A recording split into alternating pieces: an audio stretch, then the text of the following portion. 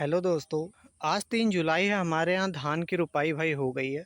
कुछ लोग के यहाँ चल रही है, लेकिन हमने थोड़ा जल्दी ही कर लिया है, क्योंकि भाई हम सोच रहे थे कि जितना जल्दी हो जाएगा उतना ही ठीक है। क्योंकि बारिश में क्या है कि जब सीजन स्टार्ट हो जाता है तो लेबर मिलते नहीं है, और हमारे यहाँ भाई मशीन वशीन है नहीं, यूएस में तो रह नहीं रहे हैं।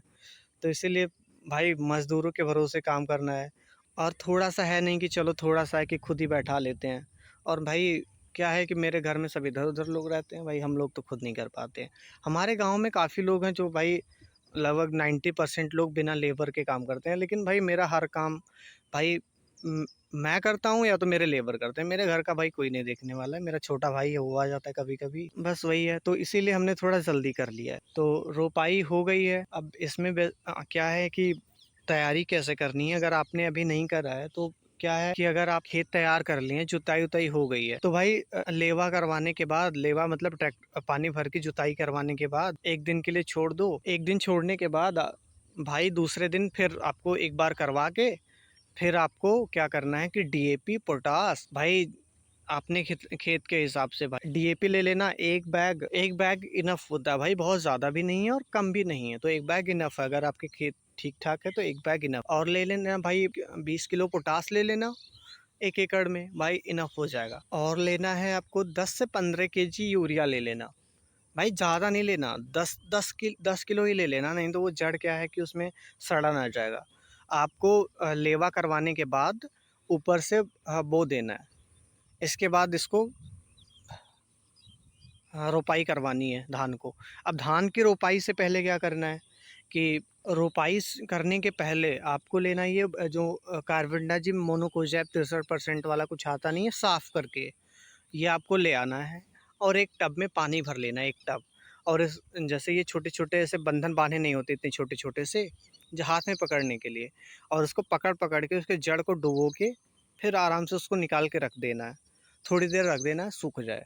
इससे क्या होगा, ये फंगस जैसे जड़ में जड़ गलन और बाद में जो प्रॉब्लम्स आती हैं जैसे फंगस का, जैसे कुछ ऐसे काले काले से हो नहीं जाते हैं, अगिया अगिया, हमारे यहाँ अगिया रोग बोलते हैं। तो वो चीज़ प्रॉब्लम आपको कम देखने को मिलेगा, मतलब फंगस से आपको राहत मिलेगी। तो ये भाई कर लेना, छोटा सा काम है, ये बहुत बेनिफिशियल रहेगा।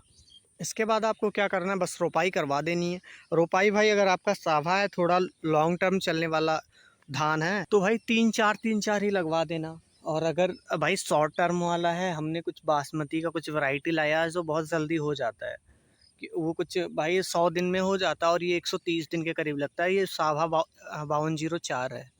तो ये थोड़ा टाइम लेता है। तो क्या है कि ये टाइम लेगा तो इसमें कल्ले निकलने के ज़्यादा चांसेस रहते हैं, ज़्यादा निकलेगा, थोड़ा टाइम लेके चलता है।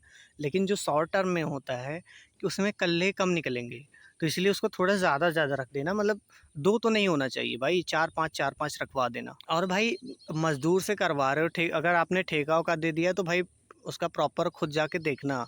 बहुत पास पास ना बैठाएं और बहुत दूर दूर भी नहीं। भाई मीडियम तरीके से देख लो भाई, मेरा ठीक ही वो लोग बैठाए हैं, लेकिन कहीं कहीं कुछ ज़्यादा ही दूर कर देते हैं, लेकिन तब भी ठीक है। क्या है कि जब ज़्यादा पास पास हो जाता है तो दाने जो हैं, बालियाँ जो हैं, छोटी छोटी लगती हैं। और साथ में जब हम खाद वाद बोते हैं तो यार उसमें दिक्कत आती है। रोपाई करने के बाद अगर आपके खेत में भाई खरपतवार होते हैं तो आपको क्या करना है, एक मसेटी के नाम से आते हैं बहुत सारे खरपतवार को रोकने वाले। वो क्या करते हैं, कुछ पारदर्शी लेयर बना देते हैं।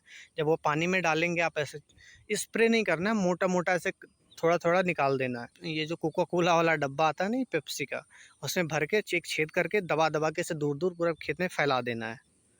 तो क्या है कि उससे भाई क्या है, खरपतवार नहीं होगा। वो काम कैसे करता है, उसमें कुछ केमिकल वगैरह होते हैं भाई, मैं तो वैज्ञानिक हूँ नहीं, क्या होता है फार्मूला से हमें और आपको क्या ही करना है भाई। हमें अपने काम से मतलब है, तो ज़्यादा साइंटिस्ट नहीं बनना है। तो वो क्या है कि बस एक लेयर बना देता है, तो वो घास जो है वो निकल नहीं पाता है, तो खरपतवार भाई काफ़ी कम हो जाते हैं। 90% तक डाउन हो जाते हैं अगर आपके खेत में होता है। लेकिन हाँ, ये डालने के बाद आपके खेत में पानी करीब 4-5 दिन तक एकदम अच्छा भरा रखना, सूखने ना पाए। और भाई ध्यान दे लेना, मेड़ा कट के निकल ना जाए, हम लोग तो खुद परेशान रहते हैं भाई। देख लो, ये काफ़ी मेंटेन करके रखा है तब बचा हुआ, नहीं तो भाई न्यू मेड़ा जो रहता है वो कट ही जाता है। और हाँ भाई, वो दवा निकालते टाइम ये ध्यान देना भाई, 2 खेत का दवा एक ही खेत में मत डाल देना, नहीं तो बस क्या करना पड़ेगा कि भाई इस खेत का पानी इस खेत में उतारना पड़ेगा कि दवा इसमें भी चला जाए। तो बस इतना करने के बाद 4-5 दिन तक पानी भरना, फिर अगला वीडियो तो मैं डाल ही दूँगा, आप ध्यान से देख लेना। अगर वीडियो अच्छा लगा हो तो भाई लाइक कर देना और चैनल को सब्सक्राइब भी कर देना, और ऐसे ही हमारी खेती-बाड़ी का वीडियो देखने के लिए यार बने रहना। हाँ, अब हम इसमें क्या करेंगे, इसका एक प्लेलिस्ट बना दूँगा मैं, और एकदम ए टू ज़ेड रोगों से बचाव के लिए कैसे-कैसे क्या करना है, कितने पानी देने हैं, सारी चीज़ें मैं एकदम अपडेट कर दूँगा। आपको किसी दूसरे चैनल पे विज़िट करने की कोई ज़रूरत नहीं है। भाई आप बार-बार या तो मेरा ही देखिए या तो किसी और का देखिए, लेकिन एक लोगों को फ़ॉलो करिए जो डिटेल्ड वीडियो देते हों। ऐसा नहीं कि थोड़ा-सा मेरा देखा, थोड़ा-सा उनका देखा। भाई मिक्सअप के चक्कर में ना कुछ नहीं हो पाता है। एक प्रॉपर शेड्यूल से आपको सही से काम करेंगे तो ज़्यादा वीडियो देखने की ज़रूरत नहीं पड़ेगी। भाई वीडियो देखने से ज़्यादा ज़रूरी है कि आपका काम करना। तो बस एक ही लोगों को फ़ॉलो करिए, मुझे करिए, किसी और को करिए, भाई बहुत अच्छे-अच्छे चैनल्स हैं। बस एक ही जगह से करिए और भाई ध्यान से सारी चीज़ें करना है। बारीकी से नहीं तो मेरी तरह भाई 2 खेत का दवा एक ही खेत में डाल दो भाई, हो जाएगा फिर कल्याण। अब मेरा देखो भाई, मैं पानी उतार रहा हूँ इस खेत में से, इसमें आ रहा है। देखो अब इसमें क्या है कि सूख गया है। अब जब सूख जाएगा ना भाई, सूखने के बाद तो खरपतवार निकलने का काफ़ी चांस रहता है। तो भाई आपको सूखने नहीं देना है। ये थोड़ा-सा मेरा मिस्टेक है, क्योंकि भाई थोड़ा मैं रह नहीं पाता हूँ बराबर घर पे, तो इसीलिए हो जाता है गड़बड़ी। और भी काम रहते हैं, थोड़ा छोटा-मोटा बिज़नेस भी करते हैं, तो इसीलिए। फिर भी यार ठीक है, सबसे बढ़िया धान उगाएँगे हम लोग। आप भी बने रहिए, आप भी एकदम गाँव में सबसे नंबर 1 का धान आप ही उगाएँगे। तो इसमें हमने आपको 1 से 5 दिन तक का पानी भरा रखना है, लेकिन 1 से 7 दिन तक का मैंने आपको शेड्यूल बना देना है। 1 दिन मतलब जिस दिन आपकी रोपाई हुई है, ठीक है? और 7 दिन तक आपको ऐसे पानी-वानी भर के रखना है, क्योंकि खाद-वाद तो आपने दे दिया, डीएपी और पोटाश दे दिया है। इसके बाद 7 दिन हो जाने के बाद 8वें दिन का शेड्यूल मैं आपको दे दूँगा धान की खेती के लिए। भाई 8वें दिन क्या करना है, मैं सारी चीज़ें बना दूँगा। एक मैं सोच रहा हूँ मेगा वीडियो धान के लिए भी बना दूँ, पूरे शेड्यूल का। तो अब की बार जो वीडियो आएगी उसमें सारे अपडेट्स रहेंगे भाई, वो वीडियो आप देखना ज़रूर। आप प्लेलिस्ट ओपन कर लेना, एक बार पूरी प्लेलिस्ट आप देख लो।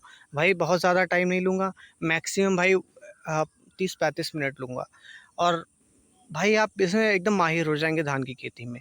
और ये मेरा पहला साल नहीं है, ये खेती मैं कई सालों से कर रहा हूँ, और बहुत सारी गलतियाँ करी हैं, तो उससे सीख मिली है, और काफ़ी रिसर्च के बाद, काफ़ी ट्रायल के बाद हम ये ज्ञान आपको दे रहे हैं। अगर आपके पास एक्सपीरियंस है तो भाई लेने की कोई ज़रूरत नहीं है।